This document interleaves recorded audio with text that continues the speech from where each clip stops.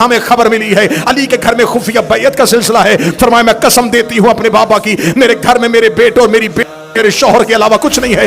اسے کہا ہم اندر آ کے تلاشی لینا چاہتے ہیں. زہرا دیکھ رہی اس گھر کی تلاشی لوگے جو وہی والا گھر ہے جہاں اللہ بھیجتا ہے. یہ دیکھنا زہرا عورتوں والے بہانے نہ کرے, زہرا عورتوں والے عذر پیش نہ کرے. دروازہ کھول ورنہ میں بغیر پردہ کروائے گھر کے اندر آ جاؤں گا. جملہ کہنا تھا یا جناب زہرا نے دروازے پہ ہاتھ رکھا. اس ملعون نے خالد کو اشارہ کیا. خالد نے جلتی ہوئی مشعل لکڑیوں پہ پھینکی. لکڑیوں نے آگ پکڑنی شروع کی. زہرا کے دروازے کو آگ لگنی شروع ہوئی. زہرا نے دونوں ہاتھ دروازے رکھ دیے.